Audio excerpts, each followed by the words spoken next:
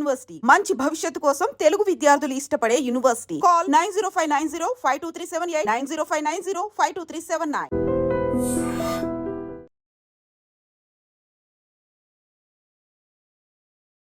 అందరికీ నమస్కారం. నేను Swaroopa Putlapalli. Welcome to the leader.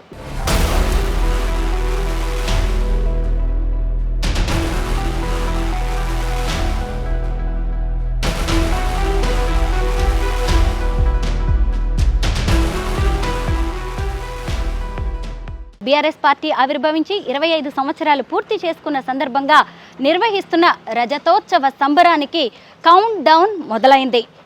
Hanamkonda జిల్లా ఎల్కతుర్తిలో 1300 ఎకరాల సువిశాల ప్రాంగణంలో ఈ వేడుకలను నిర్వహిస్తున్నారు. రాష్ట్ర రాజకీయ చరిత్రలో ఎప్పుడూ లేనంతగా ఇంత పెద్ద సభను నిర్వహించడానికి అన్ని ఏర్పాట్లు జరుగుతున్నాయి.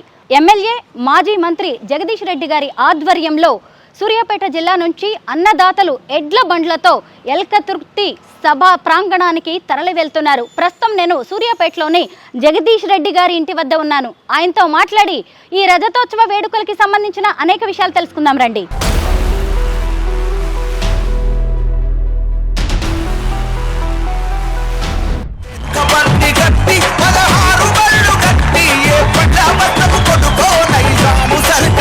సార్, జగదీష్ రెడ్డి గారి పట్ల జనానికి నమ్మకం ఉంది, విశ్వాసం ఉంది, అభిమానం ఉంది అనడానికి మీ హ్యాట్రిక్ విజయమే నిదర్శనం. కానీ బీఆర్ఎస్ ని, కేసీఆర్ కి మాత్రం ప్రజలు దూరం అయ్యారు. దీనికి కారణం ఏమనుకుంటున్నారు? వాళ్ళకి ఏ సమస్య వచ్చినా ఆశ్చర్యంగా వస్తామని మనం పోతున్నాం, ఒక రాయి తగులుతుంది లేదా ముళ్ళు గుచ్చుకుంటుంది అమ్మ అంటాం, లేకపోతే అయ్యో దేవుడా అంటారు. కానీ వాళ్ళ తెలంగాణ ప్రజలు దెబ్బ తగిలితే అయ్యో కేసీఆర్ అన్న ఎక్కడున్నావు అని అనే పరిస్థితికి వచ్చింది.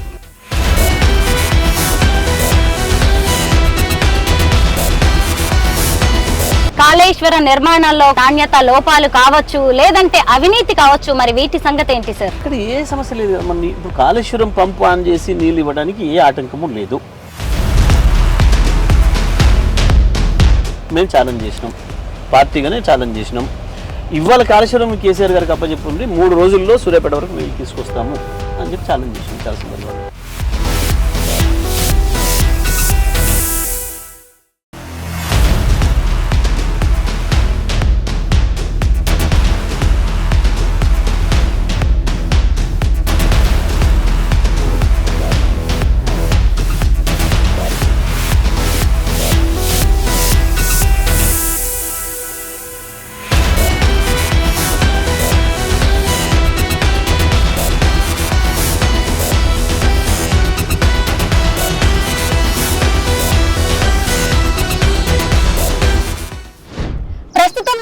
సూర్యాపేటలో ఎమ్మెల్యే అలాగే మాజీ మంత్రి గుంటకండ్ల జగదీష్ రెడ్డి గారితో ఉన్నాను. ఈ నెల 27వ తేదీన రజతోత్సవాలు జరగబోతున్నాయి బీఆర్ఎస్ పార్టీకి సంబంధించి. ఇక్కడి నుంచి కొంతమంది రైతన్నలు ఎడ్ల బండ్లతో అక్కడికి రజతోత్సవాలకి వెళ్తున్నారు. ఆ కార్యక్రమాన్ని ప్రారంభించడానికి మాజీ మంత్రి జగదీష్ రెడ్డి గారు బయలుదేరారు. మనం కూడా ఆయనతో పాటు వెళ్లి అక్కడ ఎడ్ల బండ్లతో రైతన్నలు ఏం మాట్లాడబోతున్నారు, అక్కడికి ఎందుకు ఎడ్ల బండ్లతో వెళ్తున్నారు, ఇలాంటి విషయాలెన్నో తెలుసుకుందాం. సార్ నమస్తే.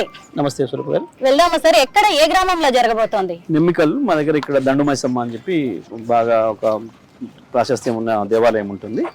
దండుమైసమ్మ అంటే బేరవెంట ఉండే మైసమ్మ దేవత, గ్రామ దేవత అని. అక్కడ పూజలు చేసుకొని అక్కడి నుంచి ప్రారంభమవుదామని చెప్పి రైతులు నిర్ణయించుకున్నారు. ఇప్పుడు మీ ఇంటికి వచ్చి దాదాపు 1 hour అవుతుంది. మీ ఇంటి నిండా జనమే ప్రజా సమస్యలతో మీ దగ్గరకు వచ్చినట్టుగా కనిపిస్తోంది. సమస్యల కోసం మిమ్మల్ని అడుగుతున్నారు. మరి ఒకప్పుడు అధికారంలో ఉన్నప్పుడు అడిగితే వేరు, ఇప్పుడు మీరు అధికారంలో లేకపోయినా, మీ పార్టీ పాలనలో లేకపోయినా సరే మిమ్మల్ని ఎందుకు అభ్యర్థిస్తున్నారు? ప్రజలకు మీ మీద ఉన్న నమ్మకం ఏంటి? అంటే తప్పకుండా ప్రజలకి తెలుసు అన్ని విషయాలు. నేను అధికారంలో ఉన్నాడు, వాళ్ళకి ఎక్కడ చిన్న ఇబ్బంది జరగకుండా అన్ని పనులు కూడా జరిగినాయి. అవి రైతులకు సంబంధించి, వ్యవసాయం సంబంధించి కావచ్చు, రోడ్లకు సంబంధించి కావచ్చు, మున్సిపాలిటీలో చెట్ల నీళ్ళకు సంబంధించి కావచ్చు, అన్ని విషయాలు, మంచిలకు సంబంధించి. ఇప్పుడు మీరు ఉండగా వచ్చిన వాళ్ళు చాలామంది మహిళలు మంచిల విషయానికి సంబంధించి వచ్చినారు. మంచిల విషయంలో సూర్యాపేట భారతదేశంలో కాదు ప్రపంచంలోనే ఎవరు అనుభవించిన నరకం అనుభవించింది సూర్యాపేట. ఎందుకంటే చరిత్రలో ఎక్కడ కూడా ఒక పట్టణం యొక్క డ్రైనేజీ నీళ్ళను ఇంకొక పట్టణం దాగిన సందర్భం లేదు. ఒక్క సూర్యాపేట మాత్రమే ఆ దురదృష్టం ఉంది. హైదరాబాద్ డ్రైనేజీ నీళ్లను సూర్యాపేటకు మంచి నీళ్ళుగా ఇచ్చారు దాదాపు 35-40 సంవత్సరాలు. అటువంటి మురికి నీళ్లను ఆ నీళ్ళని కంపు నీళ్ళని తాగి బతికింది సూర్యాపేట. కేసీఆర్ గారు వచ్చిన తర్వాత భగీరథ మిషన్ భగీరథ పుణ్యమా అని చెప్పి గత 6 సంవత్సరాలుగా మంచినీళ్ళని తాగుతుంది సూర్యాపేట పట్టణం. కొంచెం ప్రశాంతంగా ఉంది ఇప్పుడు. కానీ దురదృష్టం ఏంటంటే ఇప్పుడు మీరే చూసినారు, వందలాది మంది మహిళలు వచ్చినారు. మాకు నీళ్లు రావట్లేవు, నీళ్ళ కొరకు మేము మోటార్లు పెట్టుకుంటే దాదాపు 75 మంది మోటార్లను ఎత్తుకుపోయినారు. మున్సిపాలిటీ వాళ్ళు వచ్చి రాత్రి కూడా మేము పడుకుండగానే ఎత్తుకుపోయినారు. ఇట్లా నీళ్ళు వస్తలేవు, మీరు చూడండి అని చెప్పి వాళ్ళే చెప్తున్నారు. మీరు ఉండగా మాకు సమస్య లేదు, ఇప్పుడు ముందు ఇట్లా అని చెప్పి. ఇది ఒక సూర్యాపేట సమస్య కాదు, రాష్ట్ర వ్యాప్తంగా కూడా ఇట్లాంటి అనేక సమస్యలు వస్తున్నాయి. కరెంటు విషయంలో మేమున్ననాడు 1 నిమిషం కరెంటు పోకుండా కరెంట్ ఇచ్చినాం. ఇవాళ కరెంట్ ఎప్పుడు వస్తుందో ఎప్పుడు పోదో తెలియని పరిస్థితి. అంటే మళ్ళీ 2014 ముందు పరిస్థితి. రైతన్నలు ఇప్పుడు మనం వార్త విన్నాం, అక్కడిక్కడ రైతన్నలు వాళ్ళు రోడ్లు తైలు పెట్టుకున్నారు, రోడ్డు మీద రాస్తారోకలు చేస్తున్నారు అని చెప్పి. ఈ సంవత్సరాల కాలంగా రైతన్నల పరిస్థితి దారుణంగా తయారైంది. మంచి నిమ్మలంగా ఉన్న వాళ్ళని తీసుకుపోయి నిపుణులలో పడేసిన పరిస్థితి తీసుకొచ్చినారు. మంచినీళ్ళ పరిస్థితి ఇప్పుడు చూసినాం. మేము ఇప్పుడు మంచిగా ఇచ్చినట్టు కేసీఆర్ ఉండగా ఇవాళ నీళ్లు లేకుండా పోయినామని చెప్పేసి అని చెప్పి చాలా చోట్ల నుంచి మనం వార్తలు చూస్తున్నాం. మళ్ళీ బిందెలు తీసుకొని బావుల దగ్గర పోవాల్సిన దుస్థితి వచ్చింది మహిళలకి గతంలో లాగా. ప్రతి విషయంలో కూడా 2014 కంటే ముందు ఏముండేనో మళ్ళీ ఆ పరిస్థితులు పునరావృతం అవుతున్నాయి ఇవాళ. అంటే కాంగ్రెస్ అంటే ఇదే అని చెప్పి కాంగ్రెస్ నైజాన్ని మరొకసారి తెలియజేసుకుంటా ఉంది. కాంగ్రెస్ అంటే ఇట్లనే ఉంటుంది, మీ కర్మ మమ్మల్ని ఎన్నుకున్నందుకు మీ కర్మ మీరు అనుభవించాల్సిందే అన్న పద్ధతిలో ప్రవర్తిస్తూ ఉన్నారు కాంగ్రెస్ పార్టీ మంత్రులు, ముఖ్యమంత్రి, ఈ ప్రభుత్వం మొత్తం కూడా. వాళ్ళ తగ్గట్టుగా అధికారులు కూడా ప్రవర్తిస్తున్నారు. వాళ్ళు ఎందుకు వస్తుంది సమస్య? వాళ్ళే వచ్చి అడిగినారు విచిత్రంగా. వాళ్ళే చెప్తున్నారు, సార్ మీరు ఉండగా ఏ ఒక్కరోజు ఇబ్బంది లేదు, ఇవాళ అప్పుడే నీళ్ళకు సమస్య వచ్చింది అనే మాట. మేము ఇచ్చిన దాన్ని కేసీఆర్ 10 ఏళ్ళు వరుసగా చేసి చూపించిన వాటిని ఇవాళ ఇవ్వలేకపోతున్నారు.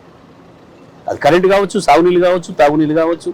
ఇక మనం ఇంకొకటి కూడా ఉంది, చాలా మంది పొద్దున్న వచ్చి నాకు కంప్లైంట్ చేసిపోయినారు, ఒక్కసారి మీరు ప్రభుత్వ ఆసుపత్రికి వచ్చి పరిశీలించాలి. కానీ నాకు బాధ కలుగుతుంది అక్కడ పోవాలంటే. ఇక్కడ ఒక అద్భుతంగా కరోనా సమయంలో అద్భుతమైన సేవలు అందించి భారతదేశంలో ఒక మంచి ఆసుపత్రిగా పేరు తెచ్చుకుంది మా సూర్యాపేట ప్రభుత్వ ఆసుపత్రి. ఇవాళ దాంట్లో పోవడానికి మాకే భయమయ్యే పరిస్థితి వచ్చింది. అంత దారుణంగా ఉండే పరిస్థితి. నేను వాళ్ళు ఒక్కరిని నిందించడం లేదు, అధికారులు డాక్టర్లు నిందించడం లేదు, ప్రభుత్వమే బాధ్యత. ప్రభుత్వం యొక్క నిర్లక్ష్యం. స్కూళ్ళ పరిస్థితి ఇంకా దారుణం. 90 మంది విద్యార్థుల్ని 1 సంవత్సరంలో పొట్టలు పెట్టుకున్నాడు ముఖ్యమంత్రి, స్వయంగా విద్యాశాఖ మంత్రిగా ఉంది. ఇంతకు మించిన దుర్మార్గం ఇంకోటి ఉండదు. బహుశా దేశ చరిత్రలో ఎక్కడ ఏ రాష్ట్రంలో కూడా జరగలేదు ఇది. తెలంగాణలో ఒకటంటే ఒకటి లేదు 10 సంవత్సరాలు కేసీఆర్ పరిపాలనలో ఒక చావు అనేది లేదు. కానీ సంవత్సరం కాకముందే విషాహారం పెట్టి పిల్లల్ని చంపిన దుర్మార్గం ఇంకొకటి ఇప్పుడు లేదు. ఇది కాంగ్రెస్ పార్టీ నుంచి అంతకంటే ఎక్కువ ఆశించడానికి లేదు అని మరొకసారి ప్రజలు అనుకునే పరిస్థితి వచ్చింది. ఇది మీరు అడిగినట్టు ఎందుకు వస్తున్నారు నా దగ్గరికి అని అంటే, నిజమే చెప్పుకోవడానికి ఊరట కావాలి, కొట్లాడడానికి ప్రతిపక్ష శాసనసభ్యుడిగా నా బాధ్యత ఉంది. వాళ్ళు అందుకనే రాగానే మీరే చేయాలి అనడం లేదు. మీరు ఉన్ననాడు మంచిగానే వచ్చినాయి, ఇగో ఇవాళ ఈ పరిస్థితి వచ్చింది, మీరే ఏదైనా ప్రయత్నం చేయాలి, మీరు మాట్లాడాలి, కొట్లాడాలి నా తరఫున అంటున్నారు. తప్పకుండా ప్రతిపక్ష శాసనసభ్యుడిగా తప్పకుండా కొట్లాడతా, ప్రజల సమస్యను పరిష్కరించడానికి ప్రయత్నం చేస్తా, ప్రభుత్వం పైన అధికారుల మీద ఒత్తిడి తీసుకొచ్చి ప్రజలకు కావాల్సిన సౌకర్యాలను కల్పించడానికి నా వంతు ప్రయత్నం చేస్తా. అన్నదాతలు ఏం చెప్తారో చూద్దాం సార్. నెమ్మికల్ గ్రామానికి వెళ్దామా? షూర్.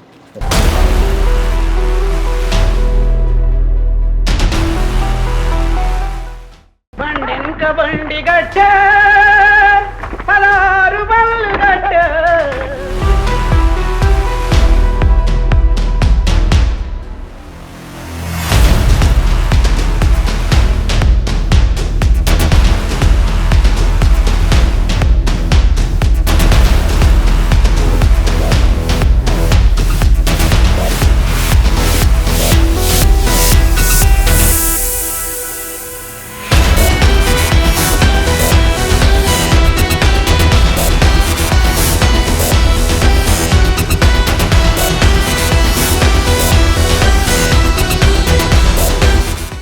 చూస్తే సూర్యాపేట జిల్లాలో ఎక్కడ చూసినా కూడా సమస్యల చిట్టానే కనిపిస్తోంది. మరి మీరేమో అధికారంలో లేరు, అధికారంలో ఉన్నదంతా కాంగ్రెస్ ప్రభుత్వం. మరి ఎలా ప్రజల పక్షాన పోరాడడానికి మీరు ప్రణాళికలు రచిస్తున్నారు? వాస్తవానికి పోరాటాలు చేయడానికి ప్రత్యేకమైన ప్రణాళికలు ఎక్కడ ఉండదు స్వరూప గారు. ఇప్పుడు మీరున్నారు, వచ్చినారు, ఆ సమస్య అనేది అది లోకల్ సమస్య అయినప్పుడు తప్పకుండా నేను దాన్ని అడ్రస్ చేయాలి, అధికారులతో మాట్లాడాలి, అవసరమైతే కలెక్టర్ గారితో మాట్లాడాలి, సీరియస్గా పరిష్కారం ఇక్కడే ఉంది, స్థానికంగానే ఉంది అనుకున్నప్పుడు తప్పకుండా స్థానిక అధికారులతో చెప్పడం, దాని పరిష్కారం చూపించడం ప్రజలకు, అదొక మార్గం. కొన్ని మొత్తం రాష్ట్ర వ్యాప్తంగా ఉన్నాయి, అధికారుల చేతిలో లేవు అనుకున్న విషయాలు ఉన్నప్పుడు మేము అప్పుడు పార్టీగా ఆలోచన చేసుకుని మొత్తం రాష్ట్ర వ్యాప్తంగా కూడా దానికి సంబంధించి మీరు అన్నట్లు ఏదైనా ఒక ఉద్యమానికి ప్లాన్ చేయడము, ఆ సమస్యను అడ్రస్ చేయడానికి ప్రభుత్వం మీద ఒత్తిడి చేయడానికి చేసే ప్రయత్నం అట్లా ఉంటాయి. ఉదాహరణకి ఇండ్లు కూడా కొట్టే కార్యక్రమం మొదలు పెట్టుకున్నారు వాళ్ళు హైడ్రా పేరు మీద. సరే, అందులో నిబంధనల ప్రకారం తొలగిస్తే అది వేరే విషయం, అది చేయొచ్చు, ప్రభుత్వానికి ఎప్పుడైనా అవకాశం ఉంది చేస్తారు. కానీ ఏ నిబంధనలు లేకుండా దుర్మార్గంగా చేసేసి ప్రజలు అన్ని రకాల అనుమతులు తీసుకొని వాళ్ళు లోన్లు తీసుకొని కట్టుకున్న వాళ్ళు చిన్న వాళ్ళు ఉన్నప్పుడు తప్పకుండా వాళ్ళ తరఫున కొట్టాల్సిన పరిస్థితి వచ్చింది. అప్పుడు రాష్ట్ర వ్యాప్తంగా కూడా మేము రాష్ట్ర పార్టీగా నిర్ణయం తీసుకున్నాం. ప్రత్యేకించి రైతుల సమస్య ఉంది. ఇప్పుడు ఇవాళ గొడ్ల కొనుగోలు కూడా ఉంది. కొనుగోలు సమస్య ఒక స్థానికంగా ఉండేది కాదు, రాష్ట్ర వ్యాప్తంగా ప్రభుత్వం యొక్క పాలసీ. ఇప్పుడు మనం పోతున్నాం, అక్కడ ఏదో సమస్య ఉంది అని చెప్తున్నారు రైతులు వచ్చేసేసి. నిన్న మనం కూడా చాలా సందర్భాల్లో సూర్యాపేటలో ఒక రైతు తన ఒడ్లను తాను తగలబెట్టుకున్నాడు అనేది కూడా వచ్చింది, చూసినాం మనం. ఇట్లాంటి వచ్చినప్పుడు తప్పకుండా అది మొత్తం కూడా రాష్ట్రం అంతటి నుంచి కూడా మేము పార్టీగా ఆలోచించుకుని చేస్తాం. ఉదాహరణకు మన పొలాలు ఎండిపోయినాయి. వాస్తవానికి కాళేశ్వరం నీళ్ళతో పండిన పొలాలు ఇవన్నీ కూడా వీళ్ళు ప్రభుత్వం ఇస్తాము అని చెప్తేనే వాళ్ళు నాటు పెట్టుకున్నారు. వీళ్ళు ఒకవైపు కాళేశ్వరం పోయింది లేదు అని చెప్తూనే మాకు ఎస్ఆర్ఎస్పి ద్వారా నీళ్ళు ఉన్నాయి మేము ఇస్తాము అని చెప్తే రైతులకి ఏంది నీళ్ళు కావాలి, అవి ఎస్ఆర్ఎస్పి నుంచి వచ్చినాయా, కాళేశ్వరం నుంచి వచ్చినాయా, గంగా నుంచి వచ్చినాయా, ఇంకొక నుంచి వచ్చినాయా, ఎక్కడి నుంచి వస్తే వాళ్ళకి ఏంది నీళ్ళు ఇస్తామని ప్రభుత్వం చెప్పింది. గత ప్రభుత్వం చెప్పినట్లే మేము చెప్పినట్టే వాళ్ళు చెప్పినారు. మేము నీళ్ళు వద్దన్న దానికి ఇచ్చినాం. మేము ఎండాకాలంలో ఈ టైంకు కూడా మా చెరువులు మత్తలు దింపుతుండేది, అలుగులు వస్తుండేది. ఆ రకంగా కేసీఆర్ గారు ఎప్పటికప్పుడు మాకు చెప్పడం, మేము స్థానికంగా ఎమ్మెల్యేలు మంత్రులందరం కూడా ఎప్పటికప్పుడు చూసుకొని చెక్ చేసుకొని రైతుల వెంట తిరుగుతూ రైతుల మొత్తం మాట్లాడుతూ చేసినాం అటువంటి అన్ని. ఇప్పుడు పట్టించుకునే మాట్లాడు, అది ప్రభుత్వం యొక్క నిర్లక్ష్యం, అది కేవలం స్థానిక అధికారుల సమస్య కాదు, పూర్తిగా ప్రభుత్వం యొక్క ఫెయిల్యూర్. కాళేశ్వరాన్ని ప్రారంభించలేకపోవడం, నీళ్ళను రైతులకు ఇవ్వలేకపోవడం అనేది అది మొత్తం రాష్ట్ర వ్యాప్తంగా కూడా చేసినాం.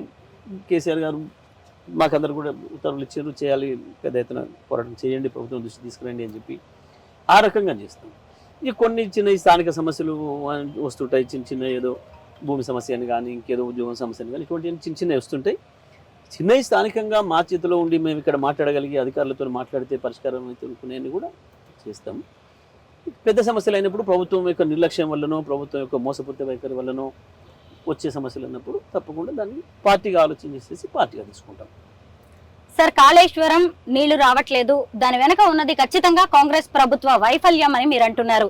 ఎస్ఆర్ఎస్పీ నుంచి మొదలుపెట్టి కాళేశ్వరం వరకు కూడా మీరు కీలక వ్యక్తి, ఖచ్చితంగా దాన్ని ఎవరూ కాదనలేరు. అయితే మరి కాళేశ్వరం నిర్మాణంలో నాణ్యత లోపాలు కావచ్చు, లేదంటే అవినీతి కావచ్చు, మరి వీటి సంగతి ఏంటి సార్? అక్కడ ఏ సమస్య లేదు కదా. మన ఇప్పుడు కాళేశ్వరం పంపు ఆన్ చేసి నీళ్ళు ఇవ్వడానికి ఏ ఆటంకము లేదు. మేము ఛాలెంజ్ చేసినాం, పార్టీగానే ఛాలెంజ్ చేసినాం. ఇవాళ కాళేశ్వరం కేసీఆర్ గారికి అప్పచెప్పుంది 3 రోజుల్లో సూర్యాపేట వరకు నీళ్ళు తీసుకొస్తాము అని చెప్పి ఛాలెంజ్ చేసినాం. చాలా సందర్భాలు ప్రభుత్వం నుంచి ఉరుకు పలుకు లేదు, వాస్తవిక అక్కడ ఏం జరగలేదు. వీళ్ళు ఒక రాజకీయ దురుద్దేశంతో కేవలం మేము అప్పుడు కూలిపోయిందని చెప్పినాం కదా, ఇప్పుడు దాన్ని మేము ప్రారంభం చేస్తే మాకు గౌరవం పోతుంది, మా పరువు పోతుంది, ప్రజల ముందట మేము చెప్పింది అబద్ధమని తేలిపోతుంది అన్న భయానికి వాళ్ళకి పంప్ ఆన్ చేస్తలేరు. కానీ కేవలం ఒక మేడిగడ్డ దగ్గర పంప్ ఆన్ చేస్తలేరు, కానీ మిగతా కాళేశ్వరం సిస్టమ్ మొత్తం మళ్ళీ వాడింది. ఇవాళ ఉదాహరణకు మనం మెదక్ జిల్లా తీసుకుంటే, సిద్దిపేట జిల్లా మల్లన్న సాగర్ కావచ్చు, రంగనాయక సాగర్ కావచ్చు, కొండపోచమ్మ సాగర్ కావచ్చు, వీటన్నిటి ద్వారా మన నీళ్ళు ఇచ్చినారు. మరి కేవలం కాళేశ్వరమే, కాళేశ్వరంలో భాగంగా కట్టినవి అవి అంతకుముందు లేవు. వాటి పునాది కేసీఆర్ వేసిండు, నిర్మాణం చేసి మళ్ళీ ప్రారంభం కూడా కేసీఆర్ చేసిండు. అదంతా కూడా కాళేశ్వరం సిస్టమ్. ఇవాళ ఎల్లంపల్లి, శ్రీపాద ఎల్లంపల్లి నుంచి నీళ్ళు తీసుకొచ్చినారు. శ్రీపాద ఎల్లంపల్లి నుంచి వెళ్ళి అంతకుముందు ఒక చుక్క నీళ్ళు కూడా బయటికి రాలే, కిందికి గోదావరికి పోయినాయి తప్ప పైకి రాలే. కేవలం కేసీఆర్ వచ్చిన తర్వాత కాళేశ్వరంలో భాగంగా తీసుకొచ్చిన అండర్ గ్రౌండ్ ద్వారా తెచ్చినవి కావచ్చు, టనల్స్ ద్వారా తెచ్చినవి కావచ్చు, ఓపెన్ ఛానల్స్ కాలువల ద్వారా తెచ్చినవి కావచ్చు, బాహుబలి మెషిన్లు, ఏది 139 మెగావాట్ల పంపు, అది కూడా కాళేశ్వరంలో భాగంగా పెట్టింది. దాన్ని వాడడం ద్వారానే నీళ్ళు వచ్చినాయి. ఇవాళ మల్లన్న సాగర్కి కావచ్చు, కొండపోచమ్మకి కావచ్చు, రంగనాయక సాగర్కి కావచ్చు, మరి ఇవన్నీ కాళేశ్వరంలో భాగంగా వచ్చినాయి. కానీ కేవలం మేడిగడ్డ దగ్గర ఒక చోట ప్రారంభం చేయకుండా ఇంకా కాళేశ్వరం లేదు అని చెప్పేసి ఒక అబద్ధపు మాటలు మాట్లాడుతూ వాళ్ళు చేసిన తప్పును దాన్ని కప్పిపుచ్చుకునే ఒక ప్రయత్నం చేస్తూ ఉన్నారు. అంతే తప్ప కాళేశ్వరంకి ఏమీ కాలేదు, మంచిగానే ఉంది. ఇంకొకటి కూలిపోయింది అన్న తర్వాత మేము పోయి దానిపైన నిలబడి మాట్లాడి చెప్పొచ్చు, దీని మీద మేము నిలబడి ఉన్నాం. ఇంకొకటి ఏంది, వాళ్ళు కేటీఆర్ గారి మీద ఒక కేసు కూడా పెట్టినారు. ఏమని డ్రోన్ ఎగిరేసినాడు కాళేశ్వరం మేడిగడ్డ ప్రాజెక్టు పైన అని చెప్పి. మరి లేని ప్రాజెక్టు, కూలిపోయిన ప్రాజెక్టు మీద డ్రోన్ ఎగిరేస్తే పోయింది, ఎందుకు పెట్టాలి కేసు? దాన్ని హైకోర్టు కొట్టేసింది అనుకోండి, అది వేరే విషయం. ఆడ ఉంటేనే కదా దానికి ప్రమాదం జరిగేది. ప్రమాదమే జరిగి కొట్టుకొనే పోయిందన్న ప్రాజెక్టు, లేని ప్రాజెక్టు మీద డ్రోన్ ఎట్లా ఎగిరేస్తారు? ఇంత తెలివి లేకుండా ఒక అబద్ధం కాబట్టి నిలబడలేకపోతుంది. అబద్ధం అనేది రూపాలు మారుతుంది. ఆ రకంగా ఒక్క అబద్ధాన్ని నిజం చేసుకుందామని చెప్పి 100 అబద్ధాలు ఆడే ప్రయత్నం చేస్తున్నారు. అంతే తప్ప కాళేశ్వరం విషయంలో నీళ్లు, ఇరిగేషన్ నీళ్ళు ఇచ్చే విషయంలో, సాగునీళ్ళు ఇచ్చే విషయంలో 100% ప్రభుత్వం యొక్క ఫెయిల్యూర్ ఉంది. అయితే దీంట్లో కొంతమందికి అనుమానం వస్తుంది, ఎందుకు చేస్తున్నారు అట్లా, ఉండి కూడా ఎందుకు ఇవ్వరు వాళ్ళు అనేది కూడా ఒక ప్రశ్న మీరు అడగబోయేది. ఎందుకు అనంటే వీళ్ళు అప్పుడే చెప్పాను, కాళేశ్వరం నీళ్లు తీసుకురావాలంటే విద్యుత్ వినియోగం అవుతుంది చాలా ఎక్కువగా, విద్యుత్ కొనడానికి అడ్డగోలి ఖర్చు అవుతుంది అని చెప్పి, విద్యుత్తును కొనే ఖర్చును తప్పించుకోవడం కొరకు ఇవాళ కాళేశ్వరం నీళ్లు తీయకుండా రైతులు ఎండబెడుతున్నారు. ఎందుకు విద్యుత్ మీద ఖర్చు పెట్టకుండా విద్యుత్తును కొనాలి, విద్యుత్తును కొంటే పైసలలో కమిషన్ రాదు, ఆ పైసలు వేస్ట్ వీళ్ళ దృష్టిలో.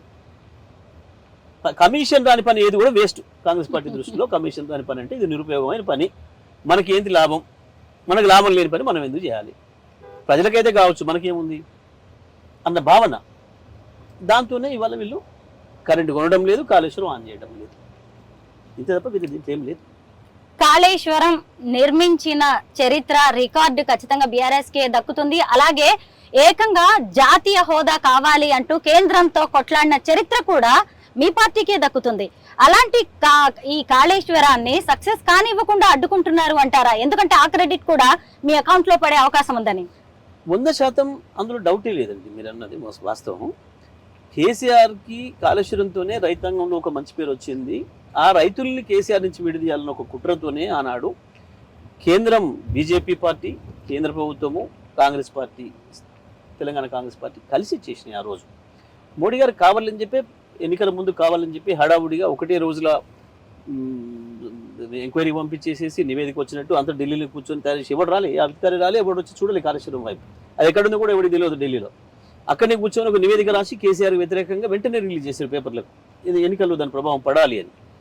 అంటే ఆ రోజుకి మోడీ గారికి ఉన్నది ఏంటి అంటే కేసీఆర్ని కొట్టాలి, కాంగ్రెస్ వచ్చినా ఏం లేదు, కాంగ్రెస్ అవసరం కూడా మేమే జాయిన్ చేసుకుంటాం, రేపు మొత్తం టీం ప్రభుత్వాన్ని ఏకంగా మేము జాయిన్ చేసుకోవచ్చు. ఈ రోజు సాయంత్రం దాకా కాంగ్రెస్ పార్టీ ఉన్న ప్రభుత్వాన్ని తెల్లారికి బీజేపీ ప్రభుత్వాలుగా మార్చుకుని చాలా ఉన్నాయి, వాళ్ళకి ఆ విద్య బాగా వచ్చు. కాబట్టి ఇక్కడ అవసరం కూడా దాన్ని చేసేసుకుంటాం. బట్ కేసీఆరే కంట్లో నలసలాగా తయారవుతున్నాడు. కేసీఆర్ తెలంగాణను దాటి వస్తున్నాడు, మహారాష్ట్రలోకి వచ్చిండు బ్రహ్మాండంగా, ఆనిచల్ గుజరాత్లోకి కూడా వస్తున్నాడు, అటు ఢిల్లీ పంజాబ్ కూడా పోతున్నాడు. కాబట్టి కేసీఆర్ని ఆపడం అనేది మనకు ముఖ్యం ఇక్కడ అన్న భావనతోనే ఆ రోజు ఇద్దరు కలిసి ఒక బదనాం చేసి ప్రయత్నం చేసిండు. కేసీఆర్కి మంచి పేరు రావద్దనే, కేసీఆర్కు ఏదైతే రైతాంగంలో పట్టు వచ్చిందో, రైతాంగం కేసీఆర్ పట్ల ఎంత విశ్వాసంతో ఉన్నారో దాన్ని చేయడం, విడదీయడం కొరకు చేసుకుంటున్నాయి, దానిలో సందేహం లేదు.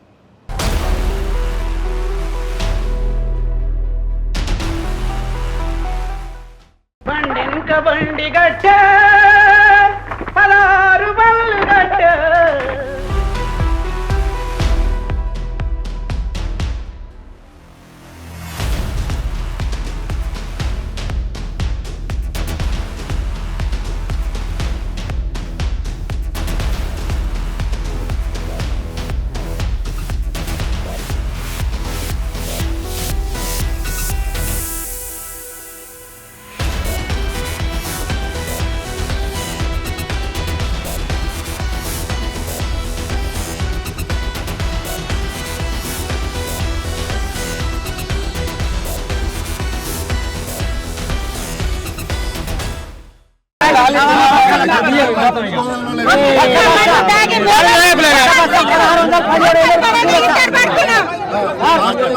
తెలిసే వచ్చిండు ఎమ్మెల్యే గారు. నేను మాట్లాడతా, మంత్రితో మాట్లాడతా, కలెక్టర్ గారితో కూడా మాట్లాడతా, నేను మాట్లాడతాను. ఎందుకు జరుగుతుంది ఇది? గతంలో ఎప్పుడు లేనిది, అసలు రైతుల కార్డు డబ్బులు అడగడం ఏంది, ఎందుకు తీసుకుపోతలేరు, పోయిన లారీలు అక్కడనే ఉండడం ఏంది, లోడ్ చేస్తుంది బాధ్యత కూడా ఏంది, నేను మాట్లాడతాను, మంత్రితో కూడా మాట్లాడతా, కలెక్టర్తో మాట్లాడతా. కానీ మీరు కూడా ఈ తగలు పెట్టుకోవడాలు ఇటువంటి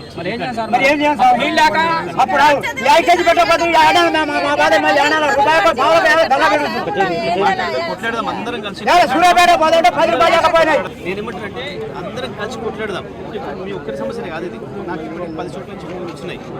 మొన్న ఒక రైతు అక్కడ ఆడికొచ్చి మార్కెట్లోనే తగలబెట్టుకున్నాడు. ధర తక్కువ అడిగినారు, 1200, 1500 అడుగుతున్నారు అని చెప్పేసి. విద్యార్థి గురించి కూడా ఫోన్ వచ్చింది. అంటే అంతటి వస్తుంది. నేను మాట్లాడతా, సార్తో కూడా మాట్లాడతాను, ఈసీఆర్ సార్తో కూడా మాట్లాడతా. ఇది రాష్ట్రం మొత్తం ఇట్లా కనబడుతూ ఉంది, చాలా జిల్లాల నుంచి వస్తూ ఉంది. మాట్లాడి దీని మీద పెద్ద ఎత్తున పోరాటం చేద్దాం. తప్పకుండా ప్రభుత్వం మెడలు ఉంచుదాం. గతంలో మన ప్రభుత్వం కేసీఆర్ ప్రభుత్వం ఎన్నుకున్నాను అట్లా చేపిద్దాం, తప్పకుండా చేపిద్దాం. నెమ్మికల్ గ్రామానికి చేరుకుంటుండగా గుర్రం తండా వద్ద కొంతమంది రైతులు ఇక్కడ రోడ్డు మీద బైఠాయించారు. మనం ఇక్కడ చూడొచ్చు, ధాన్యం బస్తాల్ని అడ్డంగా పెట్టేసి వరికంకులు అలాగే మొత్తం మొక్కలు చెట్లు లాంటివి కూడా రోడ్డుకి అడ్డం వేసేసి ఎక్కడికక్కడ వాహనాలని ఆపేస్తూ ఉన్నారు. పోలీసులు కూడా ఇక్కడ గుమిగూడారు. కొంతమంది మహిళలు కూడా ఈ ధర్నాలో పాల్గొన్నారు. అసలు సమస్య ఏంటో వాళ్ళని అడిగి తెలుస్తున్నాం. ఏంటమ్మా, ఏం జరిగింది? ధాన్యాన్ని ఎవరు కొనుగోలు చేయట్లేదు. ధాన్యం కొనుగోలు జరగట్లేదు. ఐకేపీ సెంటర్లలో ధాన్యం కొనుగోలు జరగట్లేదు. అందుకని మేము ధర్నా చేస్తున్నాం. దేనికైనా సరే ఇప్పుడు బస్తాకి 8 రూపాయల లెక్కన అడుగుతున్నారు, ఈ కింటాకి 40 రూపాయల లెక్కన అట్లా అడుగుతున్నారు. గోడౌన్లలో దాచిపెట్టడం కోసం అడుగుతున్నారు. మొత్తం ధాన్యం మొత్తం అక్కడే ఉంది. గతంలో ఎలా ఉండేదమ్మా?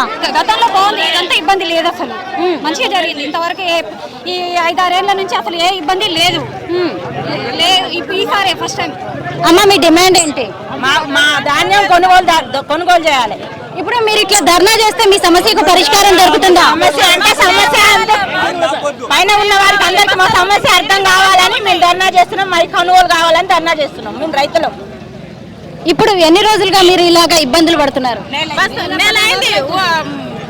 ఇక్కడ పోషణ కాడ నుంచి నెల అయింది.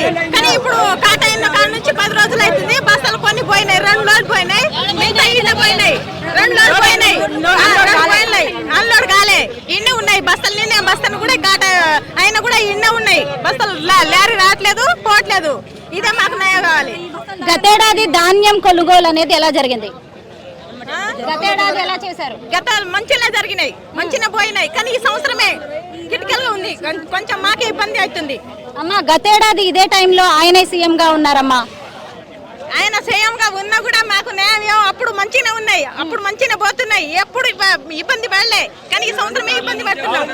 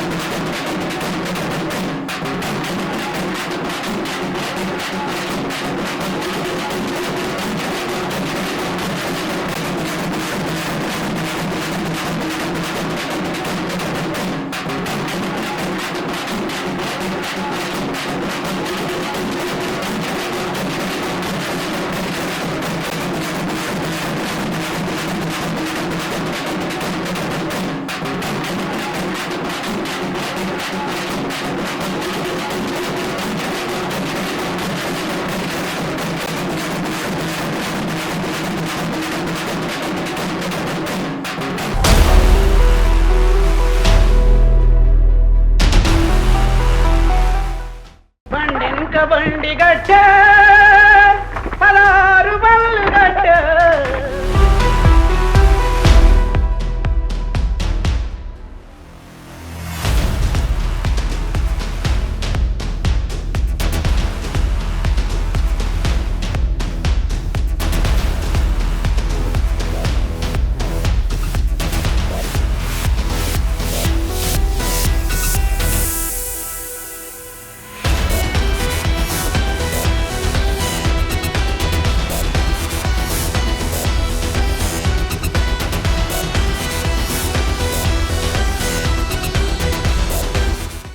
పూర్వకాలంలో ఎడ్ల బండ్లు కట్టుకుని జాతరలు, తిరునాళ్ళు, సభలు, సమావేశాలకు ఎన్ని కిలోమీటర్లైనా వెళ్ళిపోతూ ఉండేవాళ్ళు. అలాగే మన చిన్నప్పుడు వ్యవసాయ పనులకు కూడా ఈ ఎడ్ల బండ్లను వాడుతూ ఉండేవాళ్ళు. ఇప్పుడు వరంగల్ జిల్లాలో జరుగుతున్న బీఆర్ఎస్ రజతోత్సవాలకి సరిగ్గా సూర్యాపేట నుంచి 22వ తేదీన బయలుదేరుతున్న ఈ ఎడ్ల బండి అన్ని కూడా 5 రోజులు ప్రయాణం చేసి 27వ తేదీన వరంగల్ జిల్లాకు చేరుకుంటాయి. చూశారు కదా ఎడ్ల బండ్లన్నిటినీ కూడా ఎంత చక్కగా ముస్తాబు చేశారో. చలో వరంగల్ అని రాసి పెట్టింది. అలాగే భారత రాష్ట్ర సమితి రజతోత్సవ బహిరంగ సభ అని చెప్పి రాసి పెట్టింది. ఒకవైపు చూసినప్పుడు కేసీఆర్ గారి ఫోటో కనిపిస్తుంది, ఇంకొక వైపు కేటీఆర్ గారు, ఇంకొక వైపు జగదీష్ రెడ్డి గారి ఫోటో కనిపిస్తోంది. ఇందులో మగవాళ్లతో పాటు ఆడవాళ్లు కూడా ఈ ఎడ్ల బండ్లలో ప్రయాణం చేస్తూ వరంగల్ చేరుకోబోతున్నారు. వాళ్ళకి ఎలాంటి ఇబ్బందులు రాకుండా వాళ్ళు రాత్రిపూట ఎక్కడ హాల్ట్ చేయాలి, ఎక్కడ ఆగాలి, ఎక్కడ బ్రేక్ఫాస్ట్ చేయాలి, లంచ్, ఇలాంటి ఏర్పాట్లన్నీ కూడా చాలా జాగ్రత్తగా చేశారు. నెమ్మికల్ గ్రామంలోని దండు మైసమ్మ టెంపుల్ నుంచి ఈ ఎడ్ల బండ్లు అనేవి మొదలవుతూ ఉన్నాయి. జగదీష్ రెడ్డి గారు ఇక్కడ కొబ్బరికాయలు కొట్టి అమ్మవారికి ప్రత్యేక పూజలు చేసి ఈ ఎడ్ల బండ్లను వరంగల్ కి వెళ్లేలాగా ఏర్పాట్లు చేశారు. ఇప్పటికే ఆయన పూజలన్నీ ముగించి ఈ ఎడ్ల బండ్లను తీసుకువెళ్ళడానికి ఎదగొండి అక్కడ ఎడ్ల బండి ఎక్కినట్టుగా కూడా మనకు కనిపిస్తుంది. చూడండి.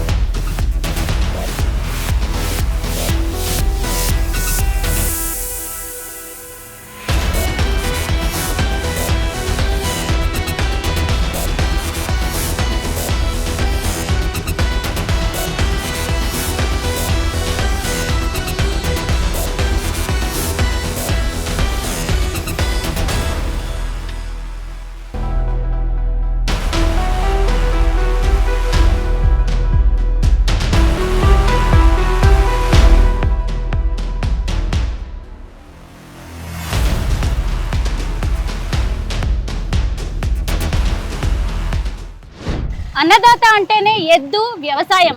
నెమ్మికల్ నుంచి మొదలుపెట్టి ఇప్పుడు వరంగల్ జిల్లాకి రజతోత్సవాలకి ఈ ఎడ్ల బండ్లు వెళ్తున్నాయి. దాదాపు 10 కిలోమీటర్లకు పైగానే మన జగదీష్ రెడ్డి గారు ఎడ్ల బండి నడుపుతూ వస్తూ ఉన్నారు. ఆయనతో మాట్లాడదాం. సార్, ఇప్పుడు మీరు ఈ ఎడ్ల బండ్లని ఇలా వెళ్తూ రజతోత్సవాలకి ఏం చెప్పాలనుకుంటున్నారు? వాస్తవానికి నేను చెప్పాలనుకోలేదు స్వరూప గారు, ఇది రైతులే చెప్పాలనుకున్నారు.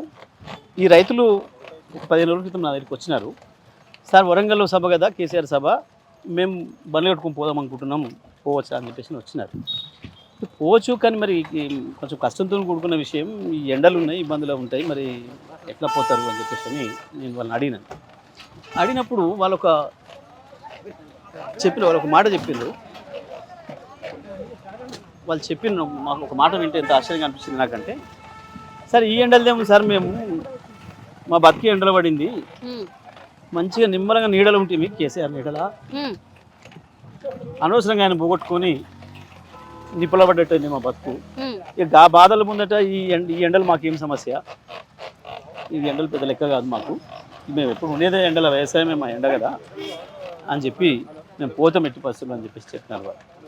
అన్నప్పుడు నేను చెప్పిన, మీరు దారెంబడి మరి అన్ని రోజులు దాదాపు 5 రోజుల ముందు వెళ్ళాల్సి వస్తుంది సభ చేరుకోవాలంటే, మధ్యలో నీళ్ళు నిప్పులు మంచి చెడ్డ ఇబ్బందులు ఉంటాయి కదా అంటే, ఏం కాదు సార్ మేము చూసుకొచ్చుకుంటాం, దారెంబడి ముందే పోయి చూసుకుంటాం, ఎక్కడెక్కడ ఆగవచ్చు, ఎండలో ఇబ్బంది పడింపు 11 దాకా నడుస్తాం, మధ్యాహ్నం పూట రెస్ట్ తీసుకుంటాం, మళ్ళీ సాయంత్రం 4కి వెళ్ళిపోతాం, చేరుకుంటాం, మేమేం కాదు సభకు చేరుకొని వస్తామని చెప్పి చెప్పినారు.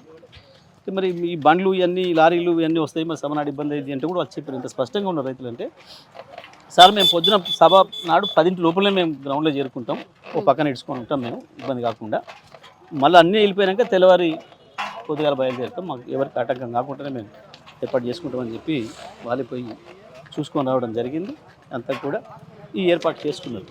అంటే ఈ పట్టుదల ఇవి చూసినప్పుడు రైతాంగం ఎంత స్పష్టంగా ఉన్నారు, మా బాధలు మా కష్టాలు కేసీఆర్కి తెలవాలి, మేము 5 రోజులు కష్టపడి వరంగల్కి వచ్చినాము, ఆ సభకు వచ్చినాము అని అంటే ఇది కేసీఆర్కి తెలుస్తుంది తప్పకుండా. రైతులు ఎంత పట్టుదలతో ఉన్నారు, ఈ ప్రభుత్వం పైన ఎంత కోపంతో ఉన్నారు, కాంగ్రెస్ పార్టీ తెచ్చిన దుర్మార్గాల వల్ల ప్రజలు ఎంత ఇబ్బంది పడుతున్నారు అని చెప్పేది కేసీఆర్కు తెలవాలి అని చెప్పి వాళ్ళందరూ కూడా భావించి ఈ కార్యక్రమాన్ని ఏర్పాటు చేసుకోవడం జరిగింది. వాస్తవానికి ఈ సందేశం రైతులు కేసీఆర్కి ఇవ్వాలి, ప్రపంచానికి ఇవ్వాలన్న భావనతోని ఈ రైతాంగం అందరూ కూడా కలగడం జరిగింది. ఒకప్పుడు మన పూర్వకాలంలో ఇలా ఎడ్లు బండ్లు కట్టుకొని తిరణాలకి, జాతరలకు, సభలు, సమావేశాలకు వెళ్ళేవాళ్ళు సార్. మళ్ళీ రైతన్న అంటే ఇలా ఉంటుంది అని మీరు గుర్తు చేశారు. ఎలాంటి ఏర్పాట్లు చేశారు? ఎందుకంటే అన్నదాతలతో పాటు ఆడవాళ్ళు కూడా వెళ్తూ ఉన్నారు కదా, 5 రోజుల ప్రయాణం ఇది. వాస్తవానికి ఏంటంటే వాళ్ళు ఇబ్బందులు పడకుండా ఉండాలని చెప్పి నేను కూడా మా వాళ్ళకి చెప్పడం జరిగింది. అక్కడక్కడ ఇట్లా వస్తారు, ఎడ్లు బండ్లు వస్తున్నాయి, వాళ్ళకి ఇబ్బంది కాకుండా చూసుకోండి, అక్కడ ఏర్పాట్లు కూడా వాళ్ళకి మంచిగా కావచ్చు, భోజన సౌకర్యాలు కావచ్చు చూసుకోండి అని చెప్పి చెప్పడం జరిగింది. ప్రజల్లో ఇప్పటికే ఒక ఉత్సాహం కనబడుతూ ఉంది. మనం వస్తుంటే దారిని చూసాం. ఇప్పుడు మధ్యలో ఎదురైన 2-3 గ్రామాల్లో కూడా మహిళలందరూ కూడా వచ్చేసేసి స్వాగతం చెప్పి వాళ్ళ నీలార వచ్చేసి రైతాంగానికి వాళ్ళకి ఎట్లా స్వాగతం చెప్తారో మనం చూస్తున్నాం. మొత్తం తెలంగాణ అంతటా ఇదే పరిస్థితి ఉంది కాబట్టి ఇక్కడి నుంచి ఎలకతుర్తి వరకు కూడా తప్పకుండా ప్రజలు వీళ్ళను జాగ్రత్తగా చూసుకుంటారు. వస్తున్న రైతాంగాన్ని పశువులకు ఇబ్బంది కాకుండా మేతతో సహా అన్ని కూడా చూసుకుంటారు, ఇబ్బంది లేదు. తెలంగాణలో ఎవరు వచ్చినా ఇంత అన్నం పెట్టే కల్చర్ ఉంది తప్పకుండా. కాబట్టి మా వాళ్ళని కాబట్టి తప్పకుండా ఆదరిస్తారు, చూసుకుంటారు, ఇబ్బంది రాదు. సార్, మీరు వస్తుండగానే కొంతమంది ధాన్యం కొనుగోళ్లు సరిగ్గా జరగట్లేదు అని దారిలోనే మీకు వాళ్ళ బాధ చెప్పుకునే ప్రయత్నం చేశారు. అక్కడ ధాన్యం అడ్డంగా పెట్టేసి నిరసన తెలుపుతూ ఉన్నారు. అలా ఇంకొంతమంది కూడా వచ్చేసి మీకు వాళ్ళ సమస్యలు చెప్పే ప్రయత్నం చేశారు. సార్, మీరు ఇప్పుడు ప్రతిపక్షంలో ఉన్నారు, మీరు ఇలా ప్రజల్లో తిరుగుతున్నారు. మరి మీరు ప్రభుత్వంలో ఉన్నప్పుడు, మీరు మంత్రిగా ఉన్నప్పుడు ఇలా ప్రజా సమస్యలు తెలుసుకునే ప్రయత్నం చేశారా? నేను నిత్యం ప్రజల్లోనే ఉన్నామా. వాళ్ళు ఇంకో మాట కూడా చెప్పారు, మీరు గమనిస్తే, సార్ మీరు ఉండగా మాకు ఈ సమస్యలు లేకుండే, కేసీఆర్ ఉండగా మాకు ఈ బాధలు లేకుండే అనే మాట కూడా వాళ్ళు చెప్పినారు. వాళ్ళు మొదలే ఆ మాట చెప్పినారు. నన్ను అడిగే ముందు ఏదైనా నా మీద వ్యతిరేకంగా ఉన్నారని చెప్పి నేను భావిస్తానేమో అని వాళ్ళు ముందే ఆ మాట చెప్పినారు. మా కోపం మీ మీద కాదు, ప్రభుత్వం మీద.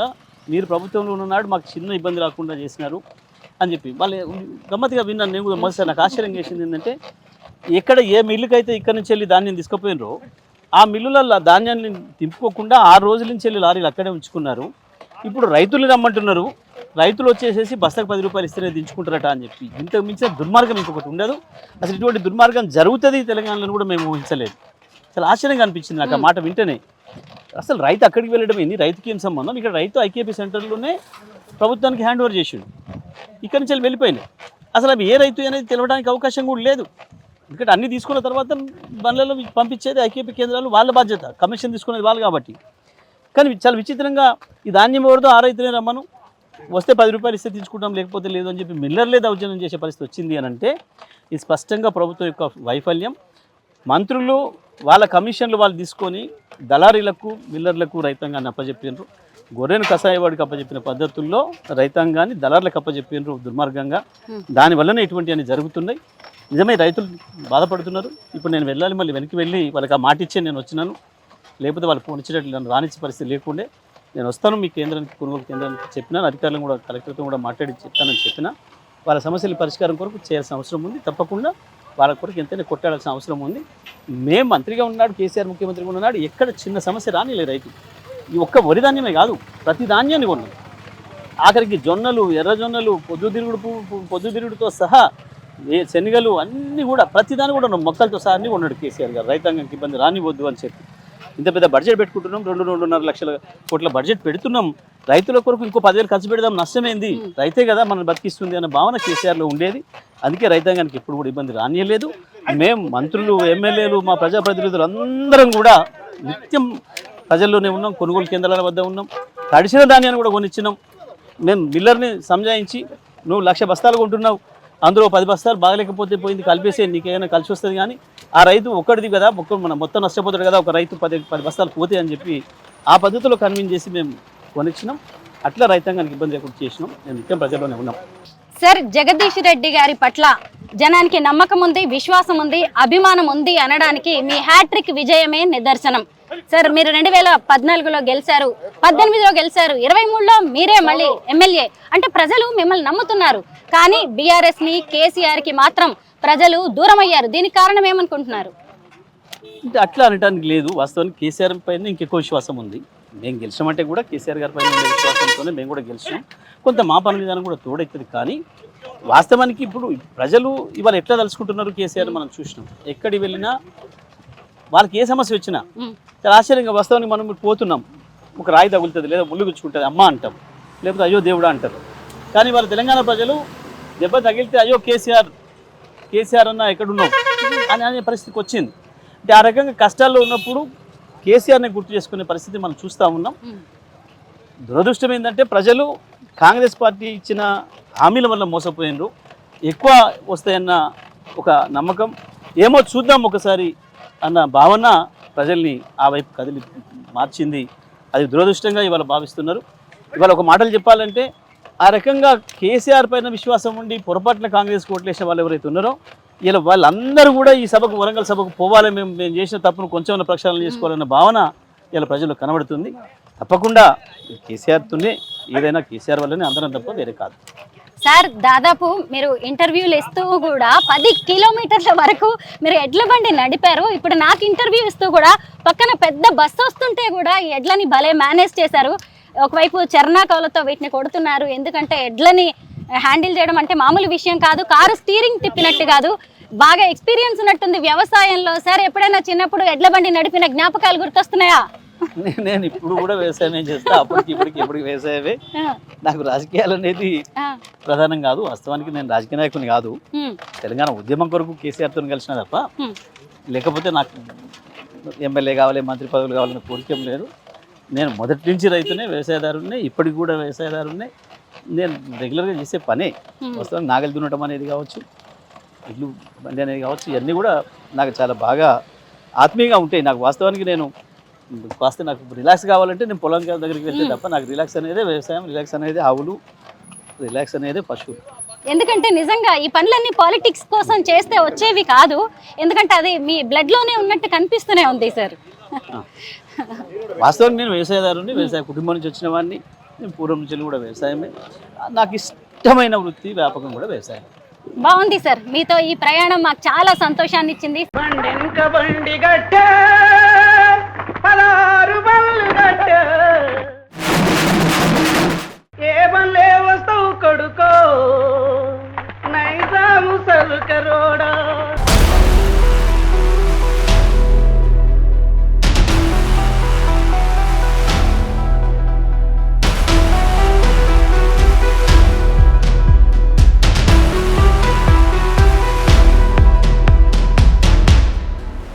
ఇప్పుడు మీరు రజతోత్సవాలు చేస్తున్నది టీఆర్ఎస్ కా, బీఆర్ఎస్ కా? పాపం ప్రతిపక్షాలు అంత కన్ఫ్యూజన్లో ఉన్నాయనే విషయం మనకు అర్థమవుతా ఉంది. వాళ్ళు ఇంకా ప్రజెంట్లో లేనట్టున్నారు. వాళ్ళు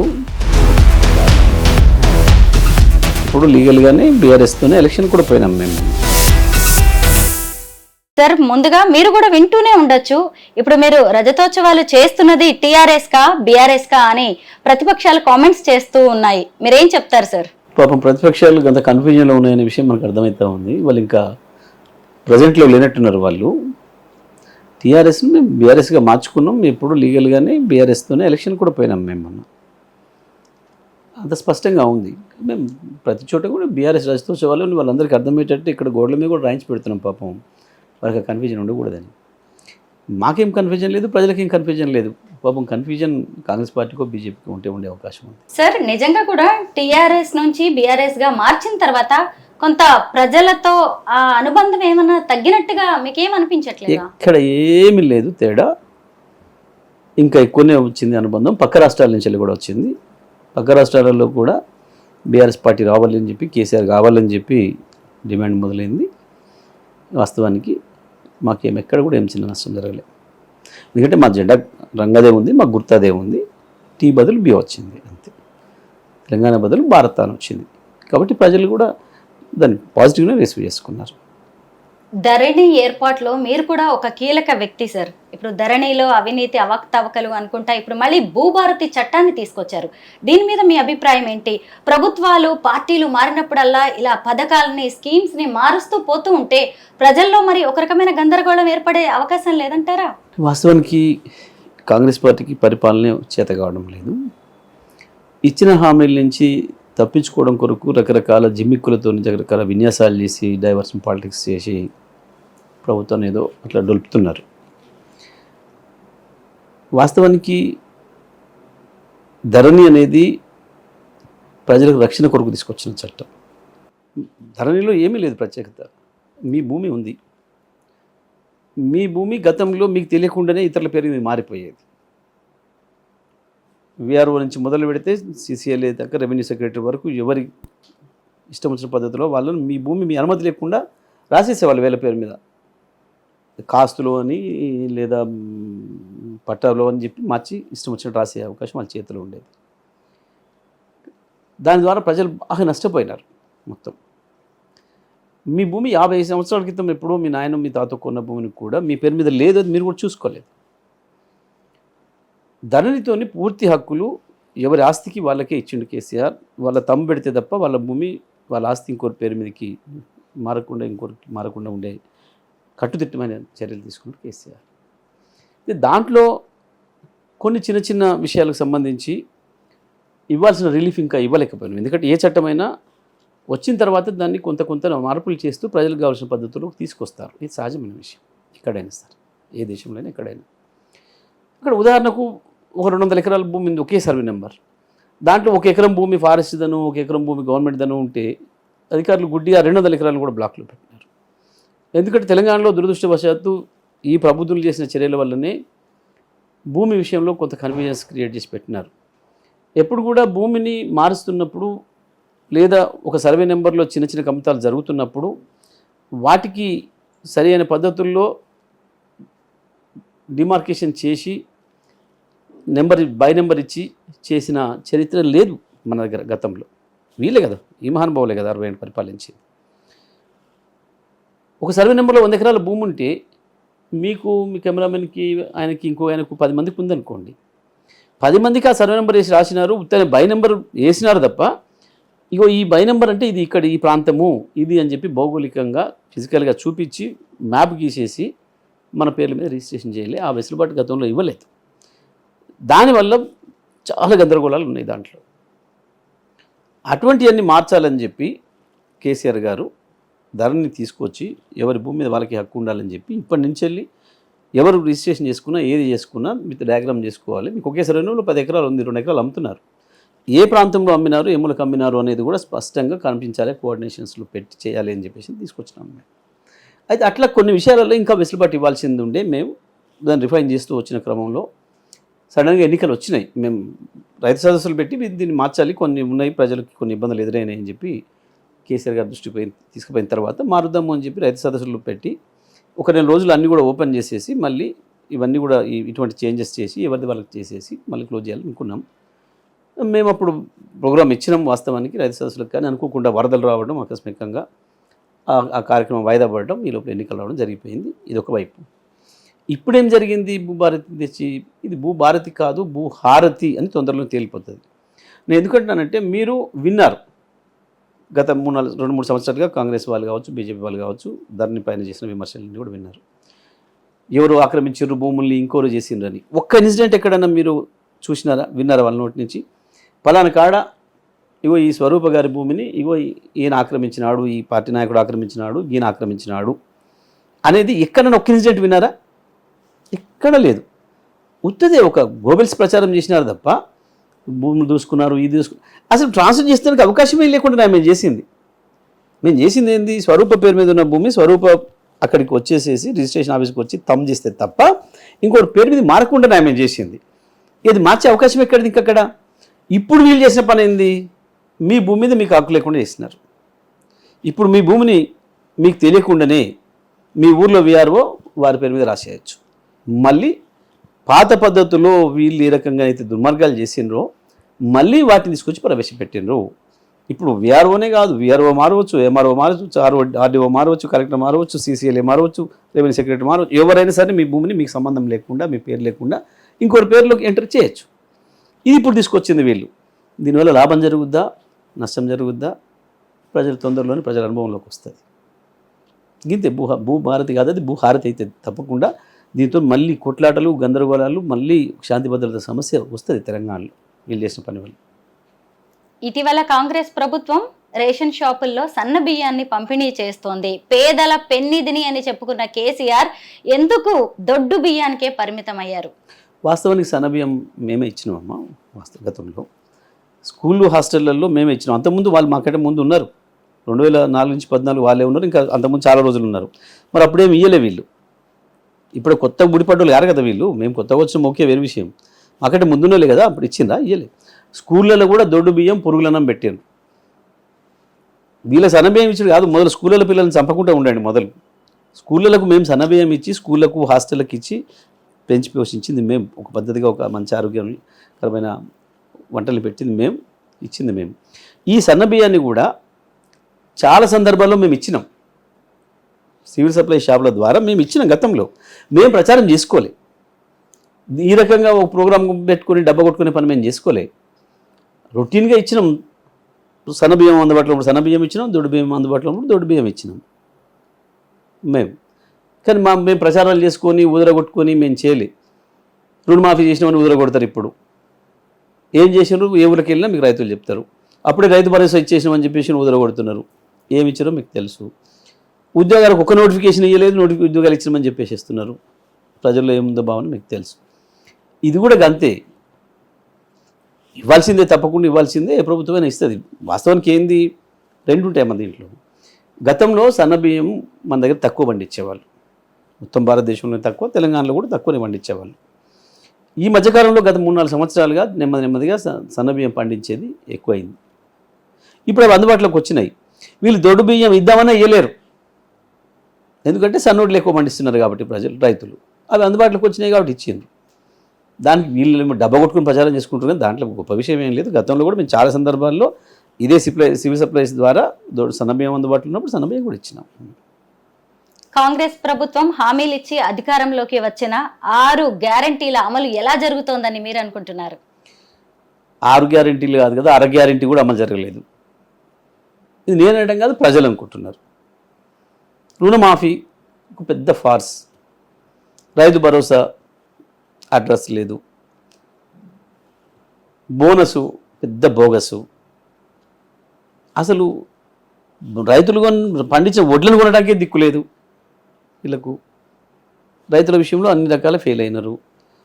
మహిళలకు 2500, మరి మీకు వస్తున్నాయి 2500 మీరే చెప్పాలి. లేదు సార్, మీకు రావట్లేదు కదా, అయిపోయింది, అది బోగసే. 4000 పెన్షన్ ఎవరికన్నా వచ్చిందని వినరా ఈ రాష్ట్రంలో? ఒక ఇంట్లో 2 ఉంటే తాత వాళ్ళకి 2 కూడా ఇస్తా అన్నారు. వచ్చిందా? లేదు. ఆడపిల్లలకు చదువుకునే అమ్మాయిలందరికీ స్కూటీలు ఇస్తామన్నారు. ఇంటర్మీడియట్ పైన చదివే అమ్మాయిలకి ఎక్కడైనా ఒక స్కూటీ మీరు గవర్నమెంట్ ఇచ్చినట్టు చూసిందా? నాకైతే తెలియదు. ఉపాధి హామీ కూలీలకు 12,000 రూపాయలు ఇస్తామన్నారు సంవత్సరానికి. ఉపాధి లేదు. ఆటో కార్మికులకు 12,000 రూపాయలు ఇస్తామన్నారు సంవత్సరానికి.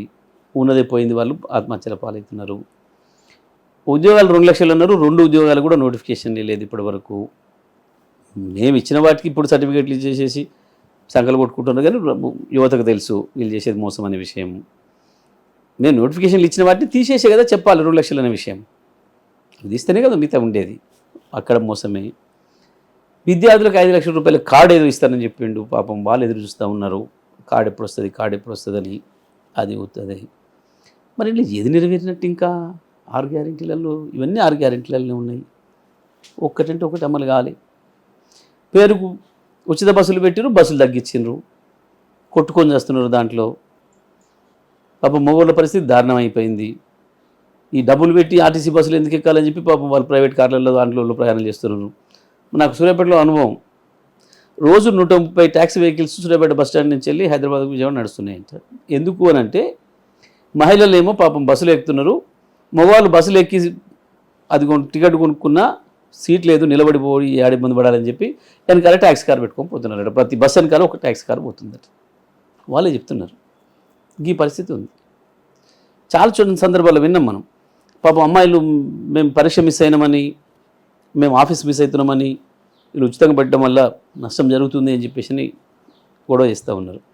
పెట్టిన పథకం కదొక్కటి, అది కూడా ప్రజలకు కన్నీళ్ళే తెప్పించింది తప్ప ఇంకొకటి లేదు. ఇది వీళ్ళ పరిపాలన. ఇక ఇంట్లో ఏ గ్యారెంటీ అమలైంది, ప్రజలు ఎంత సంతోషంగా ఉన్నారు అనేది మీరు ప్రజలకు వెళ్ళి ఒకసారి మైక్ పెట్టి అడిగితే చెప్తారు. సార్, ఉమ్మడి నల్గొండ జిల్లా బీఆర్ఎస్కి కంచుకోట. ఇప్పుడు చూస్తేనేమో అన్ని నియోజకవర్గాలు కాంగ్రెస్ హస్తగతం అయ్యాయి. మీరు మాత్రమే ఇప్పుడు ఒకే ఒక ఎమ్మెల్యేగా ఉన్నారు. ఇటు చూస్తేనేమో బీఆర్ఎస్ అధికారంలో లేదు, పైగా మిగతా అందరూ కూడా ప్రతిపక్షాల ఎమ్మెల్యేలు. ఇది మీకు ఛాలెంజింగ్ సిచ్యువేషన్ అనిపిస్తోందా? ఇది పెద్ద ఇష్యూ కాదమ్మా మాకు. ఎందుకంటే ఈ జిల్లాలో వీళ్ళందరూ ఇంత ఎత్తు పొడుగు నాయకులు ఉండగానే మేము పుట్టినాం కొత్త పార్టీగా. మేము కొద్ది మందివి మొదలు న్యాయవాదులు ప్రారంభం చేసినాం. తెలంగాణ ఉద్యమం కేసీఆర్ దగ్గరికి పోయి వారు తెలంగాణ ప్రకటన చేయగానే వారితో కలిసినాం, పనిచేసి ఒకరొకరిని అందరినీ కూడగొట్టినాం జిల్లాలో. గత చరిత్రలో ఎప్పుడు లేని విధంగా మొత్తం సీట్లను మేము కైవసం చేసుకున్నాం. ఇంత గొప్ప పోజులు కొట్టిన కాంగ్రెస్ పార్టీ కూడా చరిత్రలో ఎప్పుడు కూడా 12 సీట్లను సొంతం చేసుకున్నది లేదు. నల్గొండ జిల్లాలో ఎప్పుడు 6-7 సీట్లు, అది కూడా ఇతర పార్టీలతో పొత్తు పెట్టుకొని గతంలో వాళ్ళ పని. అయితే తెలుగుదేశం లేకపోతే కమ్యూనిస్టులు రకరకాల పద్ధతుల్లో ఉండేది. 6 సీట్లు 7 సీట్లకు ఎక్కువ మించి రాలే వీళ్ళు ఎప్పుడు కూడా. మొదటిసారి మేమే ఆ రికార్డు సృష్టించినాం. మళ్ళీ మొన్న సరిగ్గా రాష్ట్రమంతటా కూడా పరిస్థితులు వచ్చినాయి. కాంగ్రెస్ పార్టీ ఇచ్చిన బోగస్ హామీలని నమ్మి, రైతాంగమే ఎక్కువ కాబట్టి ఈ జిల్లాలో కూడా రైతులు నమ్మిండ్రు, మోసపోయినమనే భావన ఎవరు కనబడుతూ ఉంది. నాకు ఫైట్ చేయడం నాకు కొత్త కాదు, మా శ్రేణులకు కొత్త కాదు. ఉద్యమాల్లో నుంచి వచ్చిన వాళ్ళం, చిన్న గింతంత స్థాయి నుంచి వచ్చిన వాళ్ళం, మేము అడ్రస్ లేకుండా వచ్చిన వాళ్ళం అన్నాడు. ఇవాళ డెఫినెట్గా కేర్ ఆఫ్ అడ్రస్ మేము అయి కూర్చున్నాం. కాబట్టి మాకు వీళ్ళని ఎదుర్కోవడం పెద్ద ఇష్యూ కాదు. వీళ్ళు కొత్తోళ్ళు ఏం గారు, వీళ్ళు ఉత్తోళ్ళు లేని సంగతి గతంలోనే నిరూపించడం. అందరూ ఓడిపోయారు. మా చేతిలో జానారెడ్డి గారు ఓడిపోయినారు, వెంకరెడ్డి ఓడిపోయాడు, ఇక్కడ దామోదర్ రెడ్డి ఓడిపోయినాడు, అందరూ పోయినారు. ఒక్క ఉత్తమ్ కుమార్ రెడ్డినే ఓడగట్లేకపోయినాం. ఈసారి ఉత్తమ్ కుమార్ కూడా ఓడగొట్టేస్తాం. బీఆర్ఎస్ రజతోత్సవ సంబరాలు అంబరాన్నంటేలా జరగాలని కోరుకుంటున్నాం sir. Thank you so much. Thank you Swaroopa.